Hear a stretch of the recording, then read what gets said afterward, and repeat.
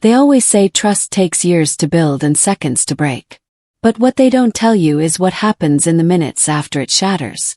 I remember those minutes.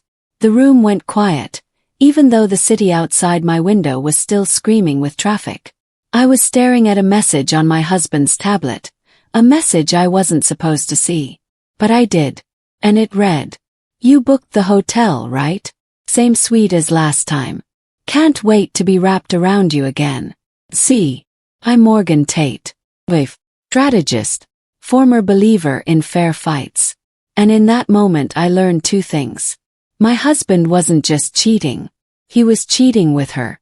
Camille Hart, the woman I mentored, the woman I defended, the woman who once cried in my office about being intimidated by powerful women. What a performance. But this story isn't about how she fooled me. It's about how I destroyed her. So if you're the kind of person who cheers when justice isn't served by the law, but by the woman who was left for dead and came back holding the sword, then sit tight. 'Cause this is where it begins. Before I dive in, don't forget to subscribe to Revenge Fury. This story isn't just about a man and a mistress. It's about a plan. One she never saw coming.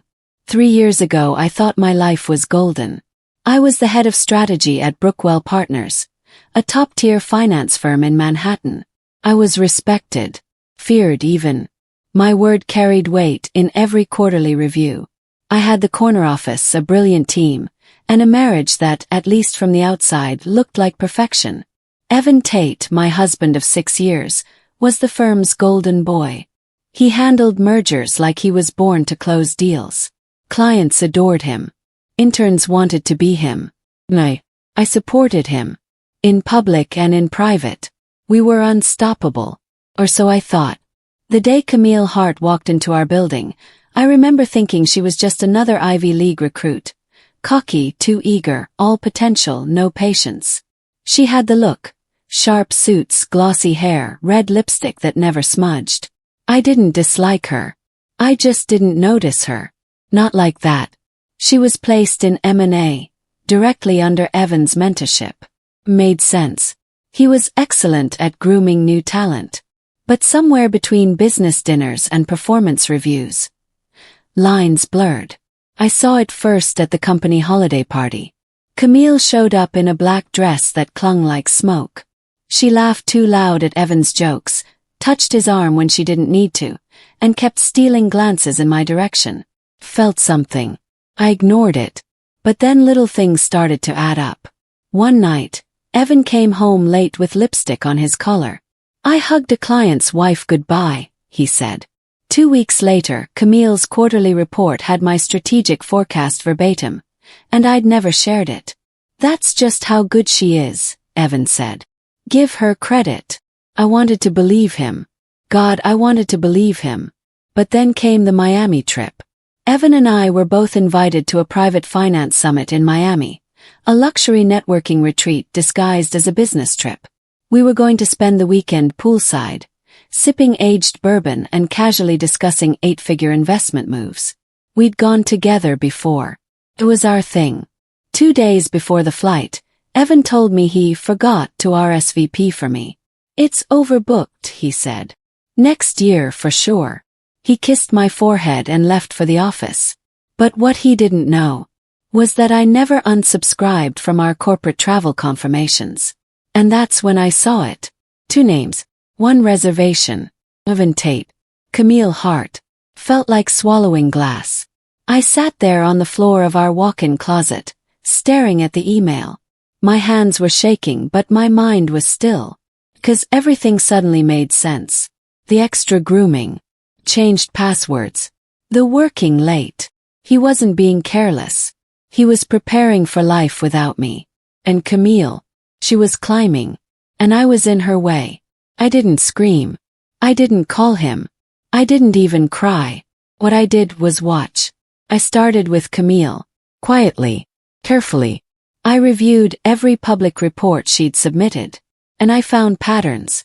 Whole sections copied and pasted from my earlier work.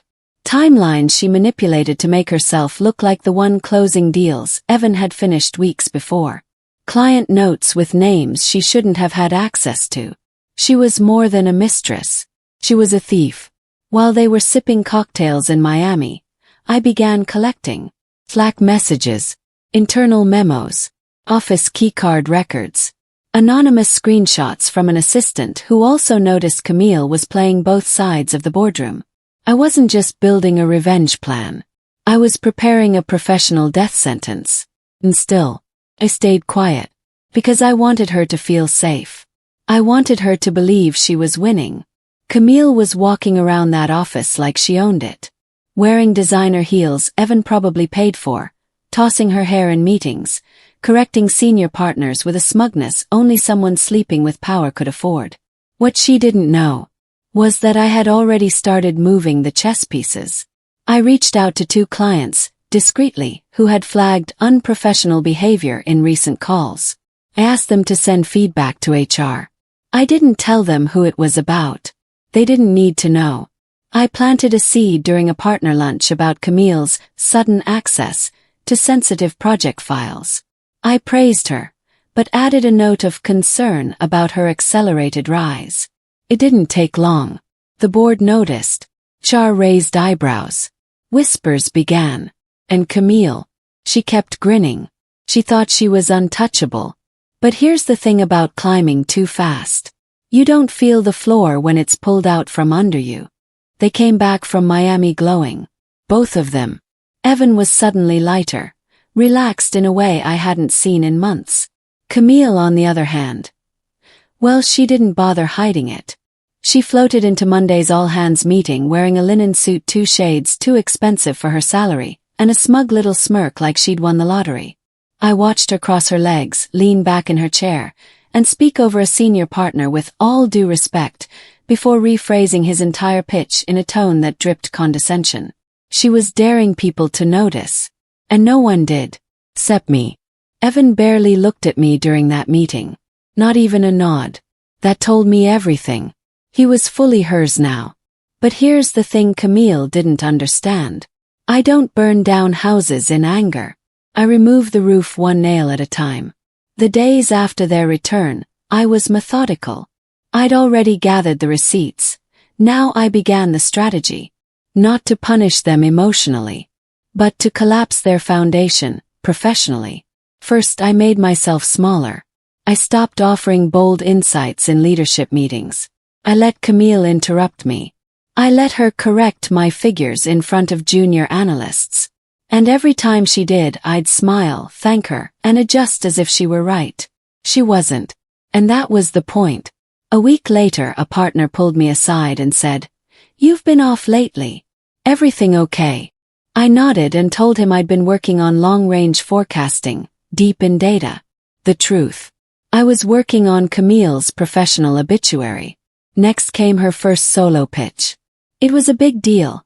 A client I had nurtured for over 2 years was now up for reinvestment. Camille insisted she could handle it. Evan backed her. I was gracious, of course. Even offered to proof her deck. She declined, so I sent a calendar update to the client rep for the wrong meeting time. Accidentally, of course. Then I flagged a minor error in her financial model and looped in legal to verify best practices. By the time she got into the pitch, the client was irritated. The model was frozen by compliance, and Evan had to step in halfway through to save it. She stormed out of the building afterward, blaming the printer. No one believed her. But I wasn't done. I still slept next to Evan at night. That's the part that might surprise you. We still ate dinner, talked about the news, kept up appearances. But the space between us wasn't filled with silence. It was filled with strategy. Because when I asked him how Camille was doing, he told me she was a future partner. And in that moment, I knew what I had to do. I wasn't just going to take her down. I was going to replace her plan with mine. I started working late again. Real late. Deliverables, I told Evan. In reality, I was pulling files, hers, mine, and everything in between. I went back through the digital archives of the past 14 months and found every deal Camille touched, every document she altered, and every collaboration she framed as her own. I put together a clean, perfect portfolio of her deception. But I didn't send it to HR. Not yet. That would have been too easy. Instead, I made copies. One for HR, one for legal, and one for the firm's chairman, Richard Kessler. A man who trusted me. A man who hated mess. A man whose youngest daughter I mentored 2 summers ago during her internship. Richard didn't like surprises. So I let him know, quietly, respectfully, that a very big one was brewing. No names, just a tip. A whisper that someone new was climbing on broken rungs. And that if it collapsed, the fallout would land in his lap. He thanked me, said nothing more. But I noticed Camille was removed from 3 project emails that week. He didn't. She thought it was a glitch. Evan, meanwhile, was unraveling in ways he didn't realize. He started staying at work longer, thinking I hadn't noticed the second apartment rental under his LLC. He thought I didn't recognize Camille's perfume on his jacket. He thought I was still asleep while he texted her in the bathroom at midnight. Let him think. Let him believe. Because the day was coming, soon, when both of them would realize I hadn't just noticed.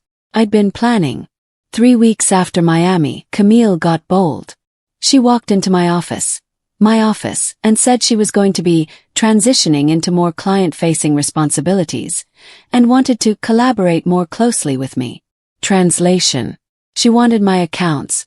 I offered her tea. Watched her sit in the chair I once gave her as a promotion gift. And I said, of course. Anything I can do to support your growth. She smiled like she'd already won. Like she was doing me a favor. I wanted to laugh. Instead, I opened the folder on my desk and slid it toward her. A client file with every deal she'd misrepresented her role in. Clearly marked, time-stamped, cross-verified. I watched the blood drain from her face. I think you left these behind, I said softly. She stared at the file. Her lips parted. Nothing came out. You should be more careful, I added. It's easy to get lost when you rise too fast. No foundation. I didn't accuse her. I didn't threaten her. I just reminded her. Camille left my office without finishing her tea. She didn't speak to me again that week. But Evan did. Friday night he poured himself 2 drinks. Brought one to me in the living room. You've been quiet lately, he said. I sipped my drink. Busy quarter. He nodded. Camille says you've been cold. I looked him straight in the eye. Camille shouldn't talk about temperature in rooms she wasn't invited into. He blinked. Then walked away. I knew what was coming. I just didn't care. Because I wasn't scared of losing Evan. I was preparing to bury him. Let me ask you something. Have you ever watched 2 people walk into their own downfall and smile the whole way in? That's what this was. And I wasn't done yet. The next move would be bold. It would be public. It would end everything they thought they had built together. Because they thought they were building an empire. But I was digging the grave under it.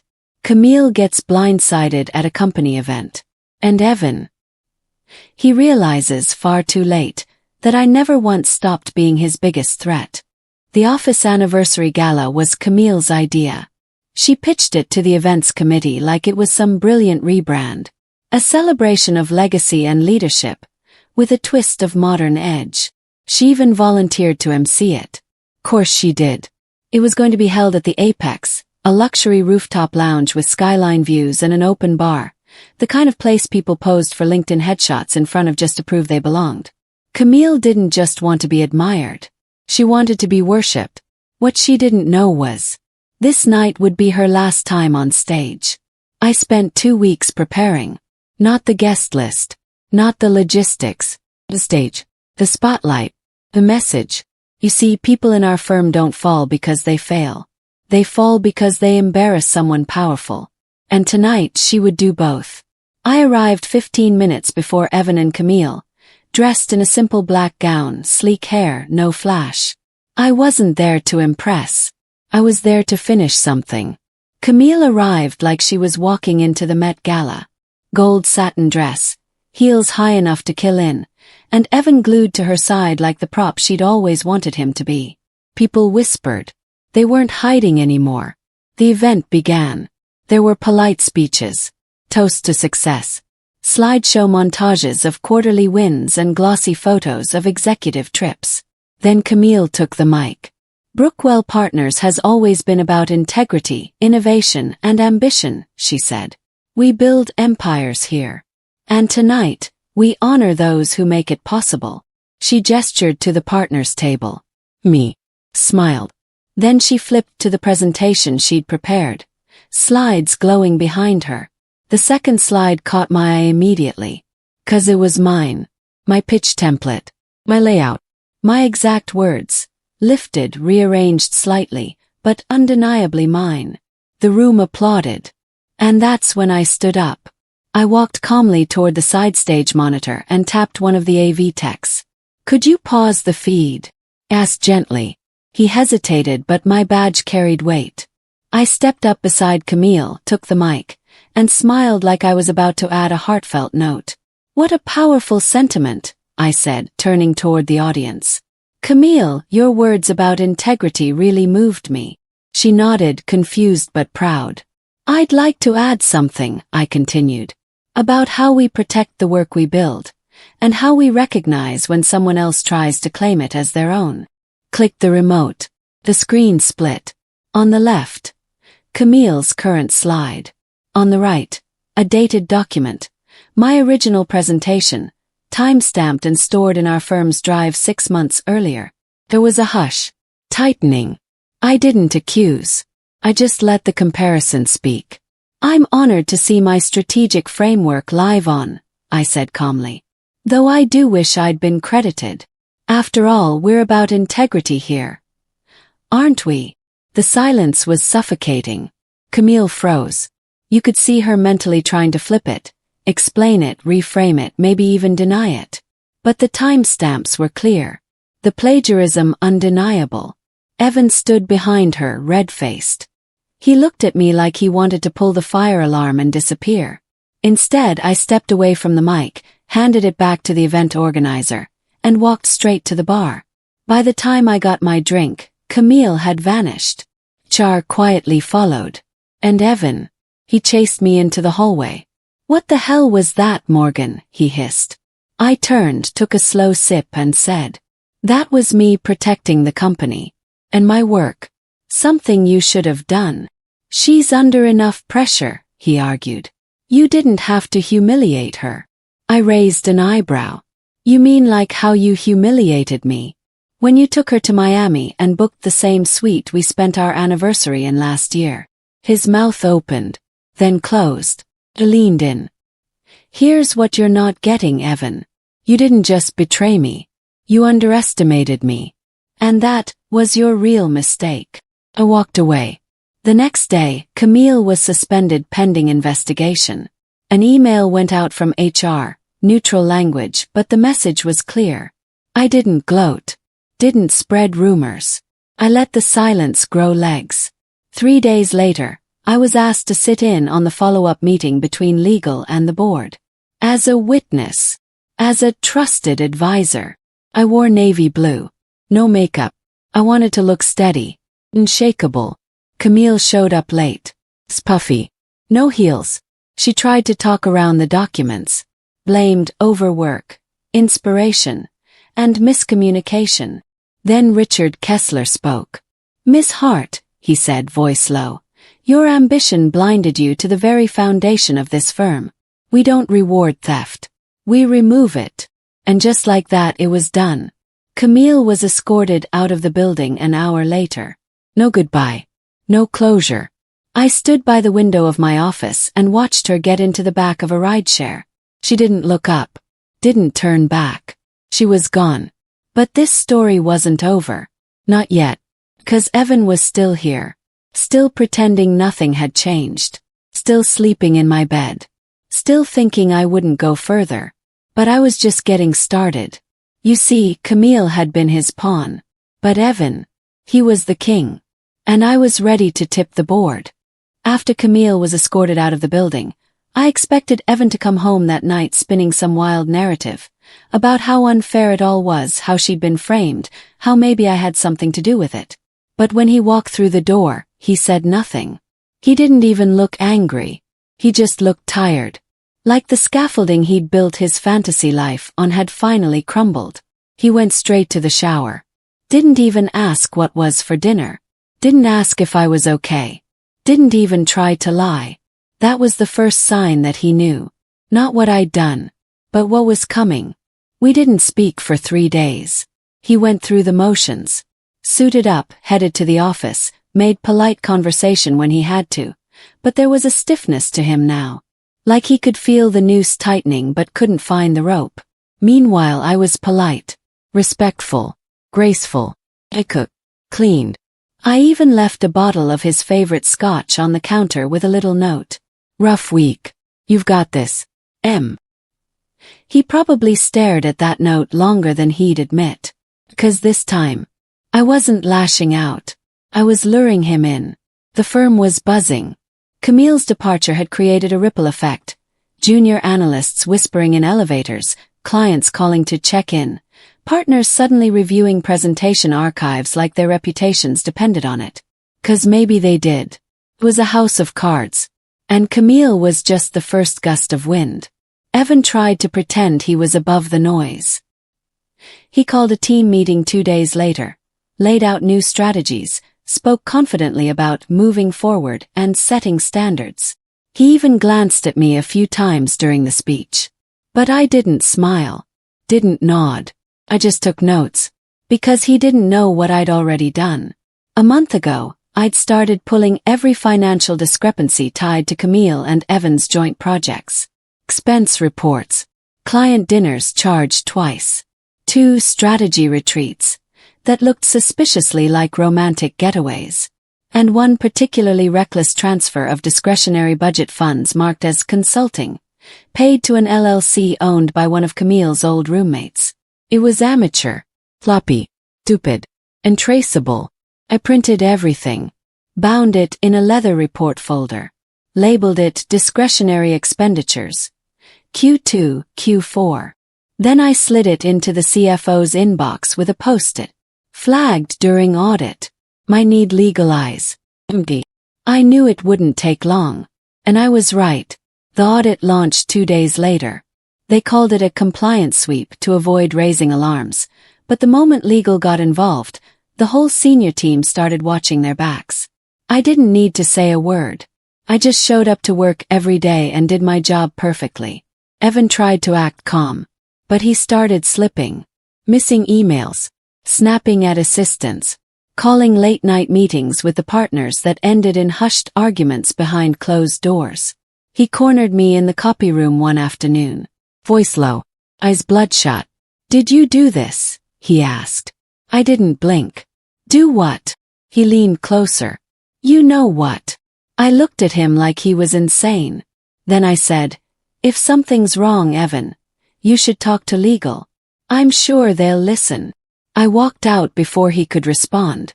That night, I poured myself a glass of wine and opened my laptop. There it was, the final piece. An email from Evan to Camille dated 3 months earlier, forwarding confidential client data to her personal email. Subject line. Use this to get ahead. Don't let Morgan see. It was buried deep in a backup folder Evan thought he'd deleted. But nothing really deletes when your cloud syncs with a firm's drive. Especially when someone like me still has admin access. I screenshotted it, flagged it, saved it, and then I did something no one saw coming. I requested a transfer. It was subtle.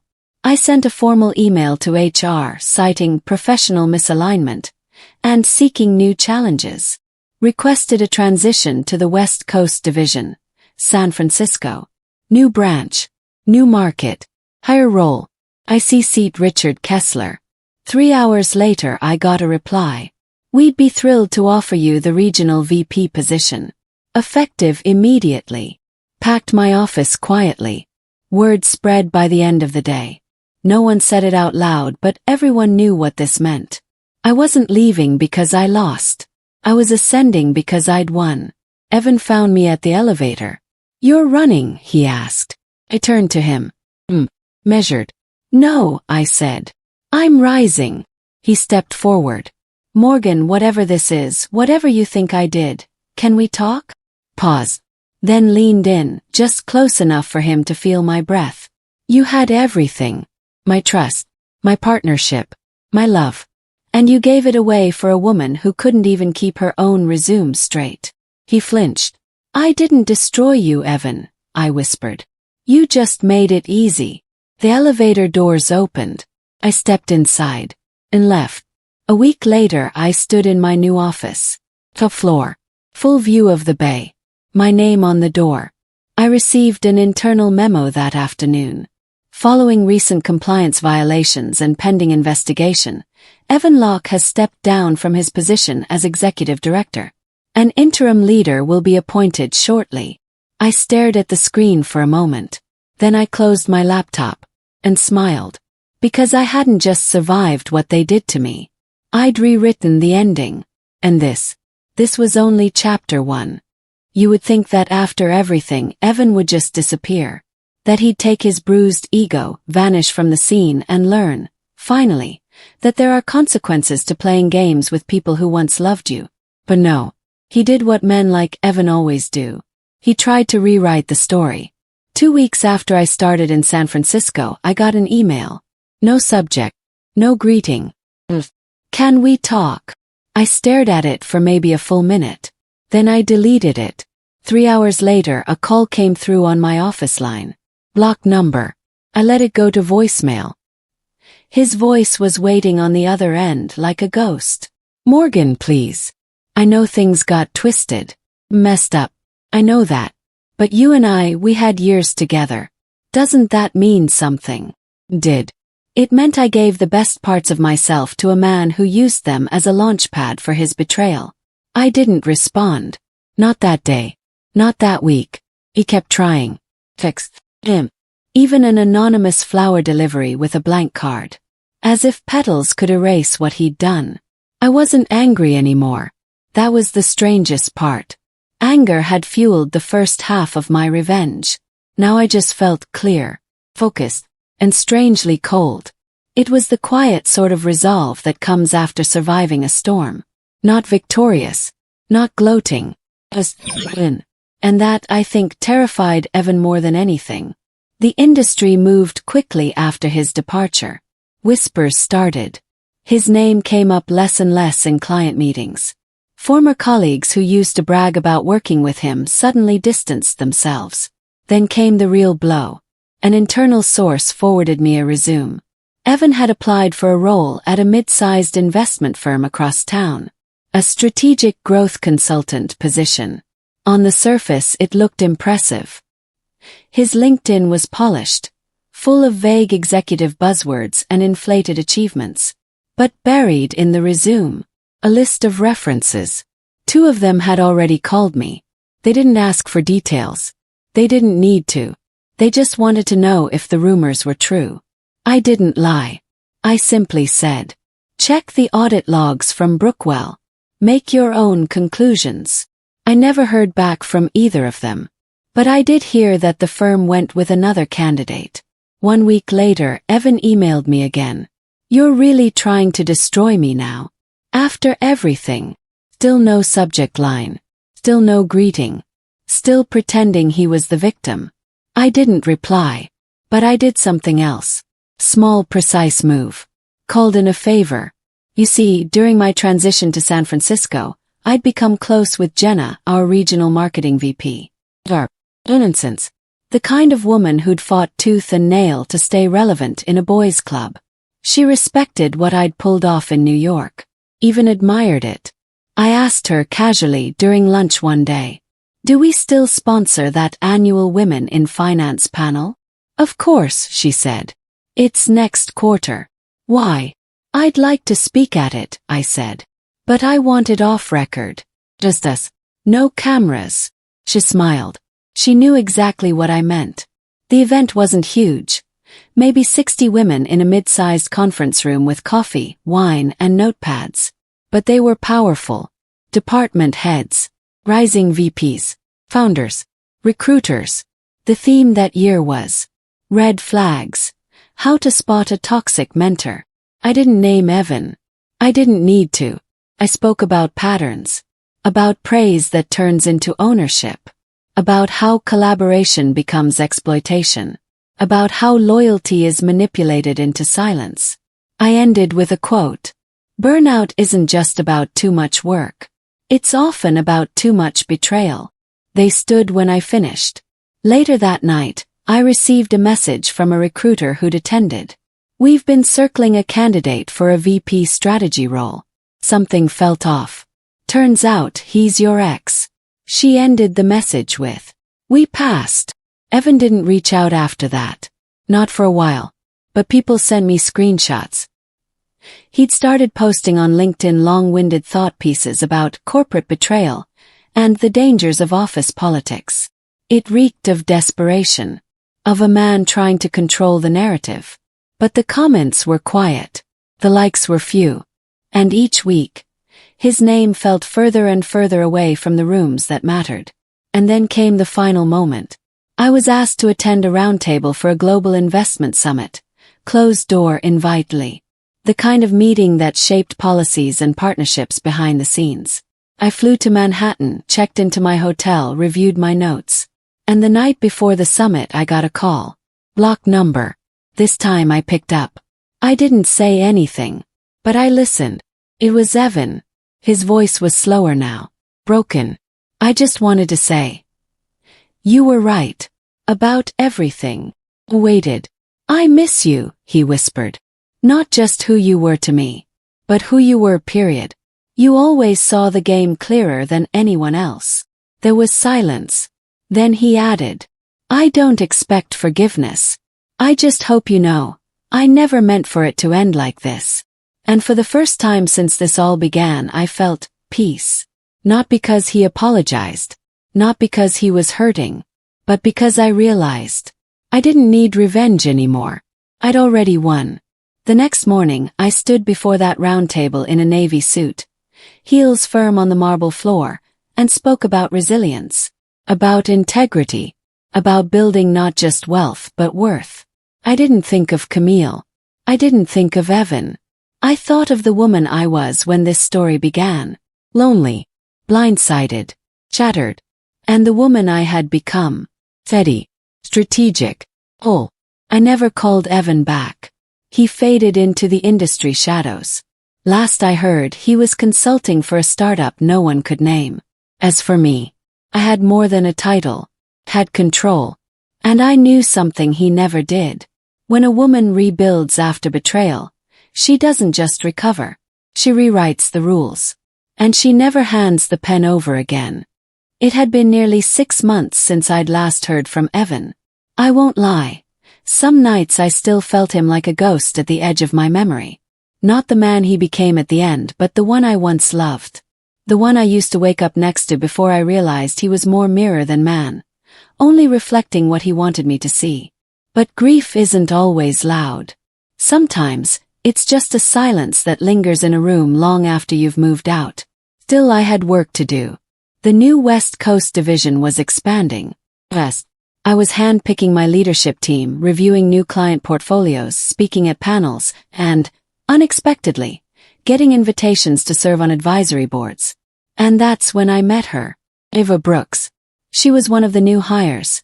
Mid-20s, whip-smart, fearless with numbers, and just green enough to still believe in fair play. She asked sharp questions during team meetings and stayed behind after hours without being asked. She reminded me of, me. One night, after a late pitch meeting, Ava knocked gently on my open office door. The floor was nearly empty, the skyline flickering behind her. You're still here? I asked, closing my laptop. She gave a sheepish shrug. I figured if I stayed late enough, I might absorb some of your brilliance by osmosis. Smiled. Coffee? Yes. Only if you're buying, she replied. We walked to the cafe around the corner, and over lattes, I learned that Ava was the first in her family to graduate college. That she'd interned at 3 firms before this one of which she left after a senior VP made inappropriate comments. She didn't elaborate. She didn't have to. I knew the type. I'd worked for him, slept next to him, spent years defending him without realizing I was defending my own erasure. You see everything, don't you? Ava asked softly, stirring her cup. I looked at her. What do you mean? She hesitated. You walk into a room and everyone straightens their spine.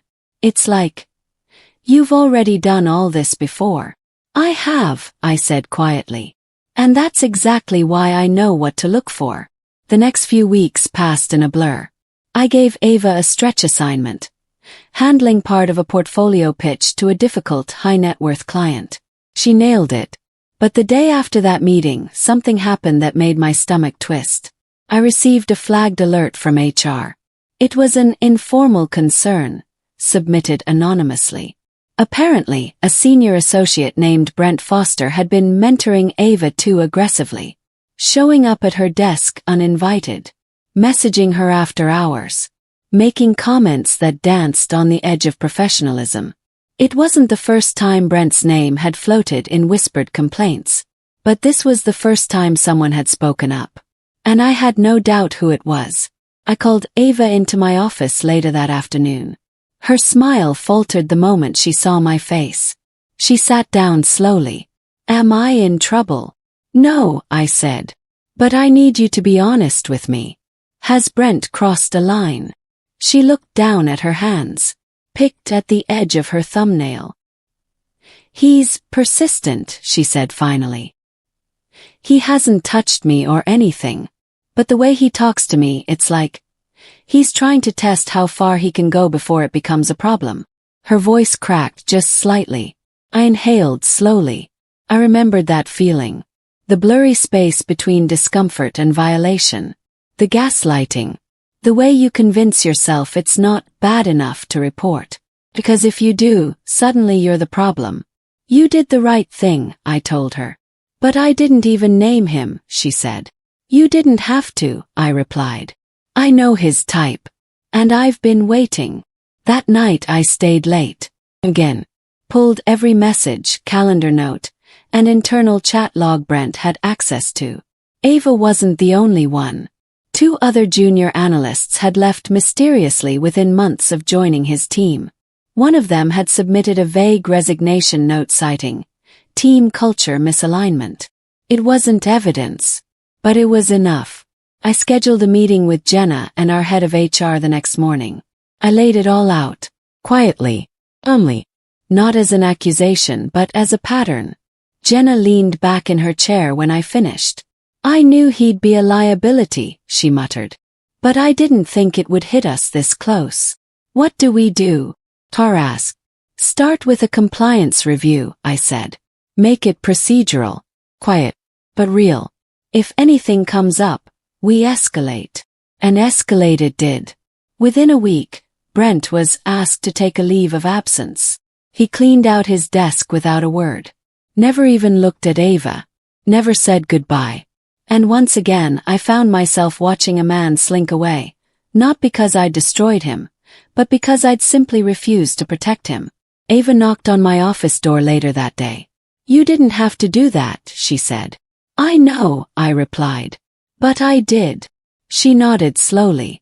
I think I want to be like you. I looked at her for a long moment. No, I said. You don't want to be like me.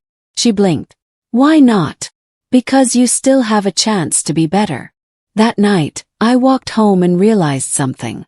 Revenge isn't always fire and fury. Sometimes it's quiet, intentional, protective. It's stopping the next girl from getting broken the same way you were. And in that moment, I knew something important. This story wasn't about Evan anymore. It was about the future I was shaping in the ruins of what they tried to take from me. And I wasn't done yet. The thing about power, real power, is that it rarely announces itself. It doesn't kick down the door. It doesn't raise its voice.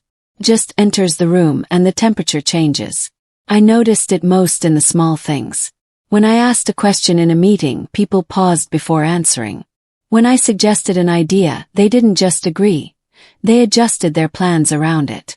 For years I'd built toward that. Quietly. Strategically. One piece at a time. And now it was mine. I should have known that's when the past would come knocking. Started with an email. Not from Evan. Not directly. It was from someone named Madeline St. James. A name that rang no bells. Subject line: Urgent confidential inquiry. NYC incident. The message was short, but it hit like a match thrown into dry leaves. Dear Ms. Tate, I'm an associate producer on a new investigative podcast focused on power dynamics and ethics in high finance. Your name came up during interviews concerning an incident that allegedly took place at Brookwell Capital. We'd appreciate the opportunity to speak with you, on or off the record. Respectfully, Madeline. I read it twice, then a third time. My fingers hovered over the keys. Was this real? Or was this Evan's last desperate card? I forwarded the email to Jenna with a single line. Thoughts? 10 minutes later my phone rang. You're not going to like this, she said without saying hello. Turns out the podcast was real. It hadn't launched yet, but the producers were former journalists from a major financial magazine. Reputable, respected. And they were chasing a story about corruption, gender imbalance, and misconduct in elite firms. Brookwell was one of their targets, and so, apparently, was Evan. I doubt they're coming for you, Jenna said. But you're collateral, and you're high profile now. They'll dig. My stomach turned not from guilt, but from weariness. I was tired of the past thinking it still had access to me. Still I agreed to a call. I needed to hear the voice behind the message. Madeline sounded young, but sharp. She wasted no time. We've been reviewing testimonies from former Brookwell employees, she said. Some described a toxic mentorship culture, unspoken codes, a lack of consequences. Several mentioned Evan Masters by name. I said nothing. She continued. One woman described him as brilliant but predatory. She didn't want to go on the record, but she said he had protection. A powerful ally. I exhaled slowly. There it was. The price of proximity. You think that ally was me? Yes.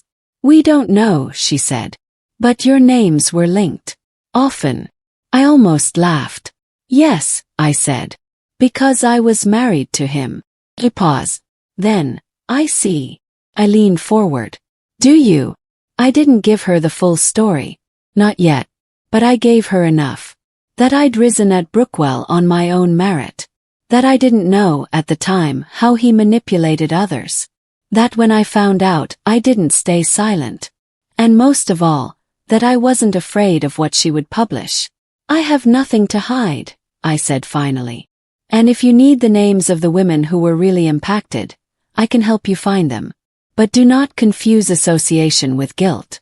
I was one of them too. I just had a longer fuse. Thank me. Promise to tread carefully. I hung up, staring out at the skyline. Later that week, Ava found me in the hallway. You okay? She asked. He nodded. Why? You've been distant, she said. Not in a bad way. Just like your head's somewhere else. Pause. Then asked. Do you know what it's like to constantly feel like you have to outrun your own past? She tilted her head. Isn't that what success is? I smiled at that. No, I said. Real success is when you stop running and turn around. That weekend I made a decision. I called one of the junior analysts from Evan's team. A woman who'd quietly left a year before everything exploded. I'd found her name in an old HR file. Her name was Serena. We met at a bookstore cafe in the Mission. She looked older than her years, exhausted but composed. When I told her why I reached out, she said, You're the first person from that place who's ever called me. We talked for over an hour. She confirmed everything. The lewd comments. The invitations masked as mentorship. The way no one believed her because she was too ambitious, too sensitive, or just jealous. And most of all, how Evan made her feel like she owed him something. I told her I'd been there too. That I'd stayed silent longer than I should have. That I wasn't proud of how long it took me to see him clearly. She forgave me with a single sentence. You got out. That's more than most of us did. I connected Serena with Madeline. Off the record. Now. And then I went home and stared at my reflection for a long time. I thought about everything I'd lost. And everything I'd refused to lose. The podcast launched a month later. Episode 1 wasn't about me. It was about the culture of compliance. How HR departments protect firms more than people. Episode 2 was called The Kingmaker's Fall. It was about Evan. And for the first time the world saw him for who he was. Not just a charming genius, but a manipulator protected by silence. I listened to the entire episode with my phone face down. At the end, Madeline's voice said, "Sometimes the biggest betrayals aren't personal, they're systemic. And sometimes, the only way to change the game is to burn the rulebook." I didn't speak publicly about the podcast. I didn't need to. My silence said more than a statement ever could. And the industry, it was listening. In this business, you learn to expect the unexpected. But nothing could have prepared me for the email sitting at the top of my inbox on a rainy Tuesday morning. Object: Potential strategic partnership discussion. Confidential. It was from a firm called Stanton & Gray, a boutique consultancy known for restructuring underperforming asset groups and aggressively acquiring their competitors. They were sleek, quiet, ruthless. But the name that froze me wasn't in the sender line. It was buried in the body of the email. One of our lead partners, Camille Benson, would like to explore a potential joint venture. I read the line again. Camille Benson. Took me a moment. It wasn't just that the name was familiar. It was that it felt etched into me. In sharp lines and jagged glass. The woman Evan left me for. The one he promoted. The one he shielded. The one who smiled at my wedding and then stabbed me in the softest place. And now she wanted to discuss a partnership. I stared at the screen so long my eyes blurred. This had to be some kind of game. Test. But the email wasn't threatening. It was polished, formal, vague enough to be a professional inquiry, but clear enough to suggest intent. Camille wanted something. And that meant I had leverage. Jenna walked into my office without knocking. She always did when she knew I'd need backup. "You saw it?" she asked. He nodded. "She's either incredibly stupid," I said, "or she thinks I'm forgiving." Jenna folded her arms. "Or she's desperate." I looked up at her. "Desperate people are dangerous. Which is why you should take the meeting," she said calmly. "But on your terms." I knew she was right. I needed to see Camille. Not for closure. For positioning. The meeting was set for Friday. A private boardroom in a neutral downtown office suite. When I arrived, Camille was already there. She stood when I entered, all polished bone structure and designer restraint. Same honey blonde hair, same expensive taste. But her eyes, those had changed. They looked tired. Not the kind of tired from a late night or a long week. The kind of tired you can't wash off. "Morgan," she said with a nod. "Camille." We sat. There was a long pause, like two boxers circling before the bell. Then she slid a manila folder across the table. "We're acquiring a mid-sized advisory firm on the East Coast. They're flailing. Great client base, weak leadership. We need a partner to stabilize and rebrand the financial wing. Your team is the strongest player in that space." I didn't touch the folder. "And you thought of me," I said flatly. Camille didn't flinch. "I thought of the woman who rebuilt an entire regional division in 18 months, who speaks at conferences like she was born with a microphone in her hand. I thought of the woman who made everyone forget she used to be Mrs. Evan Masters." I narrowed my eyes. "Don't bring him up." "Wasn't trying to," she said. "But you and I both know. He never would have recovered from what you did to him." I leaned forward. "What I did? Or what he deserved?" Camille held my gaze. Then gave a small, bitter smile. "Touché." She tried to act like the past didn't matter. That what happened between us, what she did, was ancient history. But I could see it in the way her fingers twisted the edge of her blazer. She was nervous. And I wanted to know why. "What happened to Stanton and Gray?" "Yes. You used to have a bigger presence on the West Coast." Her jaw tightened. "We overextended during the 2023 cycle. Lost a few key clients. Had to restructure. And now you're rebuilding," I said. She nodded. I waited a beat, then asked, "Why me?" Her voice softened. "Because I've watched you," she said. "You're unshakable now. And that kind of presence doesn't come from just success. Comes from surviving something brutal. Something public. And you think we're the same?" Yes. "No," she said. "You're better. That's what scares me." I didn't give her an answer that day. I took the folder, left the room, and let her wonder. But I already knew something she didn't. This wasn't about business. Not really. Camille was standing on a crumbling cliff, and she was reaching for the only steady hand she thought might save her. And I had to decide. Did I offer it? Or watch her fall? I called Ava that night. She answered on the second ring. "I need your gut," I said. "Strictly hypothetical." "Shoot," she replied. "If someone betrayed you deeply, publicly, but now they come to you for help, claiming it's just business, what would you do?" There was a pause. Is this about Camille? Course she knew. Word moved fast in our firm. "I'd meet with her," Ava said. "And I'd ask myself, will this partnership bring me peace or power? And if it's both?" "Yes." "Then maybe," Ava said. "You've already won." The next morning I reviewed the numbers. Camille wasn't bluffing. The acquisition could be lucrative. And with the right strategy, it could cement our dominance in the region. But it also tied my name to hers again. And I couldn't risk her dragging me back into her mess. Unless I controlled the terms. I called her 3 days later. "I'll do it," I said. I could hear the breath she didn't realize she was holding. "But under one condition." "Name it," she said. "I own the partnership. Not 50-50. Not shared oversight. I lead. You follow." Silence. Then, "Deal." As I hung up, I realized something I hadn't expected. I didn't feel vindicated. Or triumphant. Felt steady. Rooted. Like I was no longer reacting to the past. I was building something beyond it. And Camille. She might think she was pulling herself out of a storm. But in reality, she just stepped into mine. The first sign of trouble was a headline. Not the kind that shouts from newsstands, but the kind that whispers beneath the surface, like a warning wrapped in flattery. "The Queenmakers. How female power duos are reshaping Wall Street." It appeared in a mid-tier financial blog, the type that gets passed around over lunch and then quoted by more serious outlets days later.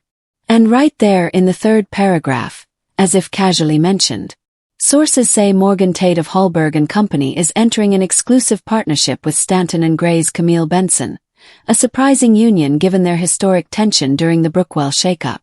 My phone lit up almost instantly. First Ava, then Jenna, then a former colleague I hadn't heard from in 2 years. And the messages were all the same flavor. Was this intentional?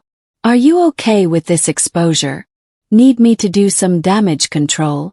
I stared at the article, numb. We hadn't even signed the final documents. And already, Camille had opened a door I didn't authorize. Called her. She picked up on the second ring, chirpy like we were old friends grabbing coffee. "Morning," she said. "You leaked the story," I said. A pause. Then, the fake innocence. "What? Mean. I might have had lunch with someone who runs that blog. But I never said it was on the record." "Don't play stupid, Camille." Her voice flattened. "Morgan, it's positive press. The blog barely gets traffic. This isn't the Journal. It's buzz." I gripped the edge of my desk. "Buzz I didn't greenlight. You didn't even have the decency to warn me." "I thought you'd be pleased," she said, icy now. "People are talking. That's what you wanted, isn't it? Visibility." "No," I said sharply. "I wanted control. And you just proved you can't be trusted with that." She was quiet. Then she tried a different tactic. "I panicked," she admitted. "Our investors are getting nervous. The East Coast firm is shakier than we thought. I needed to show strength. And so you threw my name into the fire." I didn't think it would matter. That sentence, "I didn't think it would matter," it told me everything I needed to know. She still thought this was her game. After we hung up, I sat for a long time in silence. Then I called Jenna. Let's revisit the contract, I said. I want clauses, tight ones. PR permissions, veto power on joint media, personal brand protection. Jenna didn't even hesitate. Already started. That's why she was my right hand. She anticipated before I reacted. But I couldn't stop thinking about that line in the article. Given their historic tension during the Brookwell shakeup. Sounded casual. But it wasn't. It was bait. And someone would bite. Sure enough, the next day, I got a request for comment from the Atlantic Ledger, a serious national outlet. Their business columnist was exploring leadership evolution in post-#MeToo corporate finance. They wanted an interview. First I ignored it. But then a second email came. This time it included a direct question. Would you like to respond to Camille Benson's comments regarding her regrets over the Brookwell scandal? I blinked, scrolled. And there, attached, was a partial transcript. Camille had spoken to a journalist. Off the record, supposedly. But somehow it got out. She'd said, among other things, I think we were all victims in our own way. Some of us just got smarter about survival. I nearly dropped my phone. Victims. She was positioning herself as a survivor of Evan. As if she hadn't chosen him, promoted him, lied for him. As if she hadn't helped him push other women, me, out of his way. The rage I felt wasn't hot. It was cold, pure, focused. I wasn't going to scream. I was going to win. Called Ava into my office. We closed the door. I need something, I said. Deep background. Discreet. She nodded. I handed her a sealed folder. Stanton and Gray's East Coast acquisition. Quietly. I want to know everything that's not in the investor deck. She took it without question. And Camille, she asked. Smiled just a little. She wanted a legacy. Let's give her one. Ava came back 3 days later with gold. The firm Camille was trying to buy was worse off than reported. They had pending lawsuits, PC flags, an internal fraud investigation that hadn't gone public, yet. Camille either hadn't done her due diligence or worse. She had and hoped I wouldn't. I forwarded the entire dossier to Jenna. Pull us out of the deal, I said. Quietly. Use the PR clause if we have to. I want to be unlinked before the press catches the scent. She nodded. And Camille. She wanted to use me to rescue herself, I said. Now she can explain to her investors why she's alone again.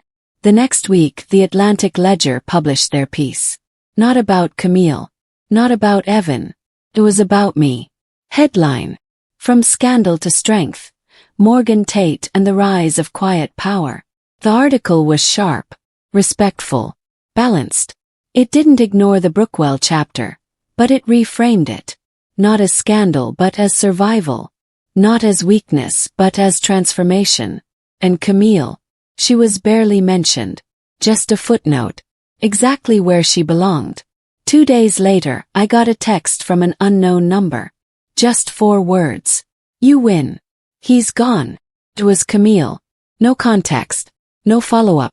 I stared at it for a while, wondering if she meant Evan. Or her firm. Or just the version of herself she'd been clinging to for so long. Maybe all 3. I didn't reply. Some stories don't deserve sequels. I used to think revenge was about winning. About watching someone fall, knowing you pushed them. But now I know it's quieter than that. It's not the fall that matters. It's the silence that follows when they realize you're not even watching anymore. 'Cause you've moved on. Because you've built something too powerful for them to touch.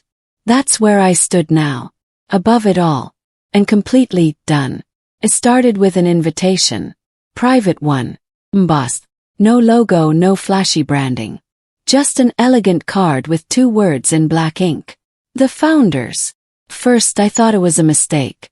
But when I read the letter inside, I realized it wasn't. They'd been watching me. Not just my recovery but my rise.